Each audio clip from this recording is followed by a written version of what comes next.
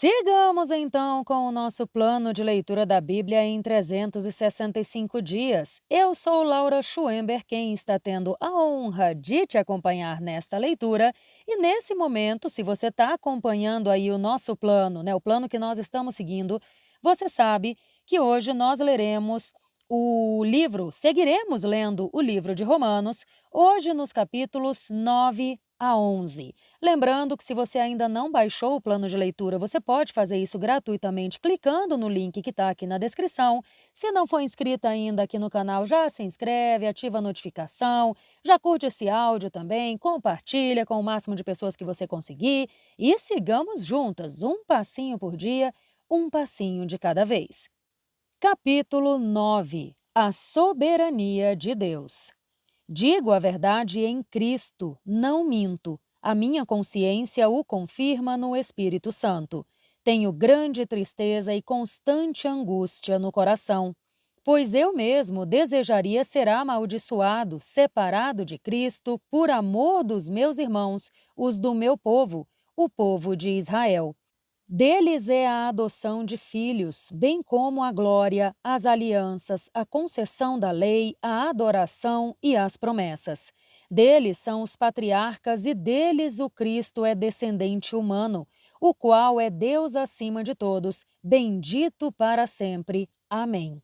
Não que a palavra de Deus tenha falhado, pois nem todos os descendentes de Israel são Israel, nem por serem descendentes de Abraão são todos filhos de Abraão. Ao contrário, porque em Isaque a sua descendência será considerada. Em outras palavras, não são os filhos naturais que são filhos de Deus, mas os filhos da promessa é que são considerados descendência de Abraão. Pois assim a promessa foi feita: no tempo devido virei novamente e Sara terá um filho. Não somente isso, mas também os filhos de Rebeca tiveram um mesmo pai, o nosso pai Isaque.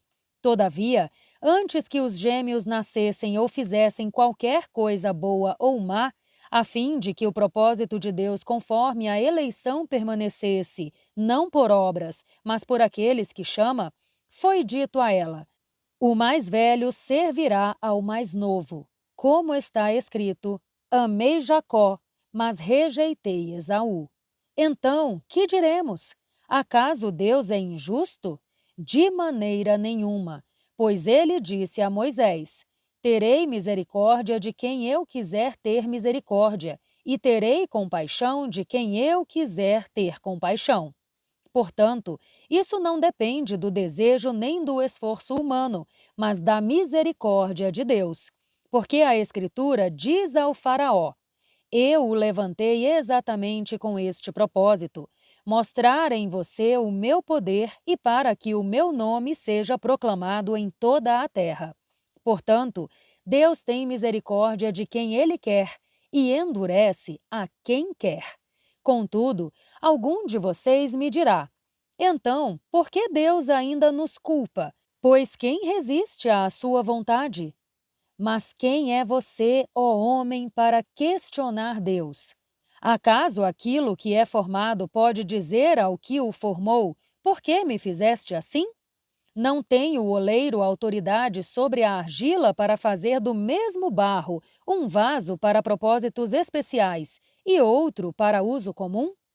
E se Deus, querendo mostrar a sua ira e tornar conhecido o seu poder, suportou com grande paciência os vasos da sua ira, preparados para a destruição?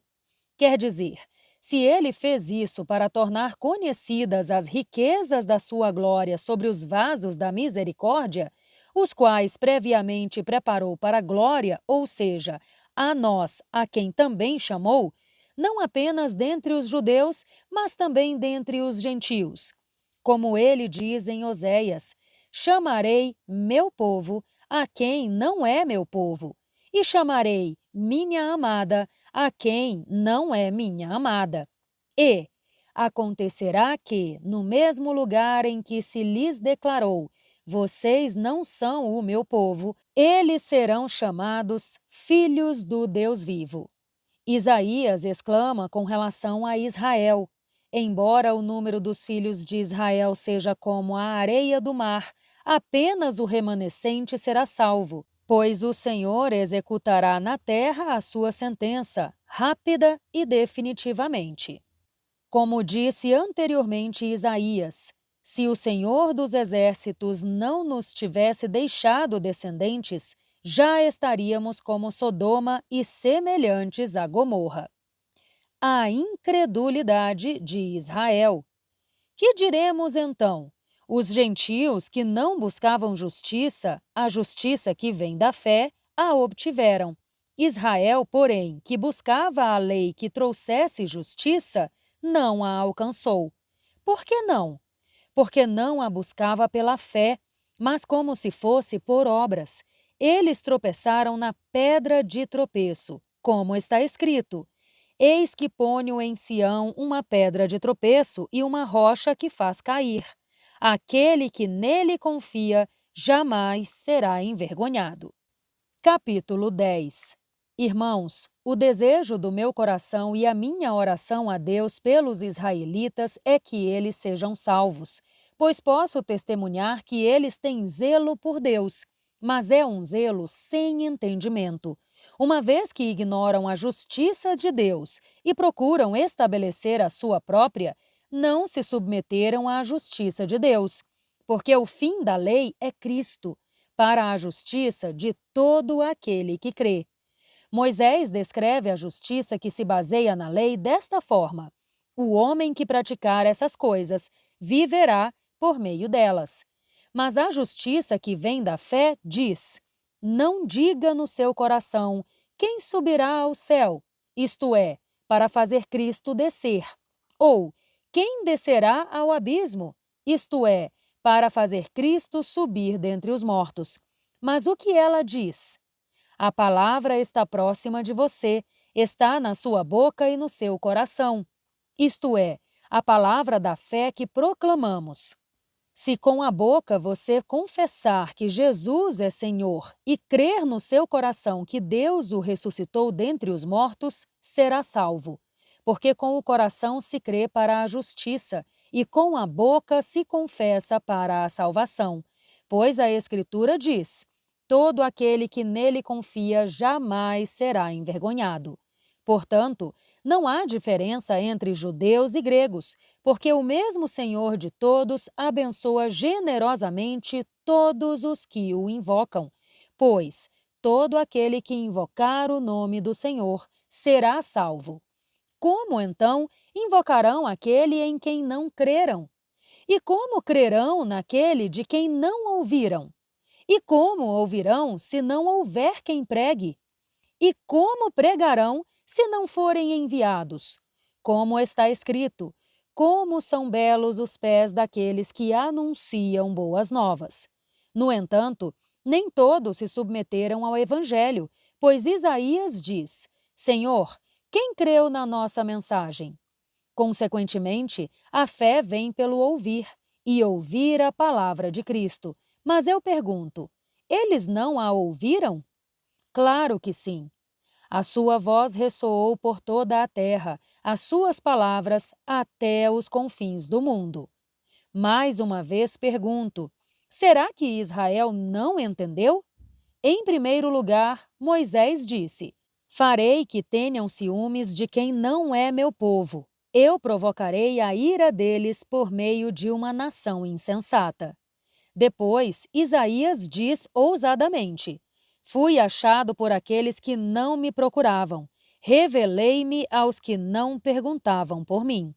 A respeito de Israel, porém, ele diz: o dia todo estendi as mãos a um povo desobediente e rebelde. Capítulo 11. O remanescente de Israel. Pergunto, pois, acaso Deus rejeitou o seu povo? De maneira nenhuma. Eu mesmo sou israelita, descendente de Abraão, da tribo de Benjamim. Deus não rejeitou o seu povo, o qual previamente conheceu. Ou vocês não sabem o que diz a Escritura a respeito de como Elias clamou a Deus contra Israel? Senhor, Mataram os teus profetas e derrubaram os teus altares. Sou o único que sobrou e agora também estão procurando tirar a minha vida. Mas qual foi a resposta divina? Reservei para mim 7.000 homens que não dobraram os joelhos diante de Baal. Assim também há hoje um remanescente escolhido pela graça. E, se é pela graça, já não é pelas obras. Se fosse, a graça já não seria graça. Que dizer então? Israel não conseguiu aquilo que tanto buscava, mas os eleitos o obtiveram. Os demais foram endurecidos, como está escrito. Deus lhes deu um espírito de atordoamento, olhos para não ver e ouvidos para não ouvir, até o dia de hoje. E Davi diz que a mesa deles se transforme em laço e armadilha, em pedra de tropeço e retribuição para eles. Que se lhes escureçam os olhos para que não vejam, e as suas costas fiquem encurvadas para sempre. Os ramos enxertados. Novamente pergunto, acaso tropeçaram para que ficassem caídos? De maneira nenhuma. Contudo, por causa da transgressão deles, veio salvação para os gentios, para provocar ciúme em Israel. Mas, se a transgressão deles trouxe riqueza para o mundo, e o seu fracasso riqueza para os gentios, quanto mais será a sua plenitude? Estou falando a vocês, gentios. Visto que sou apóstolo para os gentios, honro o meu ministério, na esperança de que, de alguma forma, possa provocar ciúme no meu próprio povo e salvar alguns deles. Pois, se a rejeição deles é a reconciliação do mundo, o que será a sua aceitação, senão vida dentre os mortos?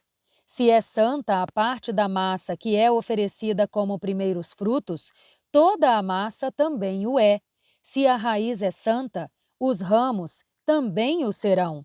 Entretanto, se alguns ramos foram cortados, e você, sendo oliveira brava, foi enxertado entre os outros e agora se tornou participante da raiz e da seiva da oliveira, não se considere superior a esses ramos. Se o fizer, saiba que não é você quem sustenta a raiz, mas é a raiz que sustenta você.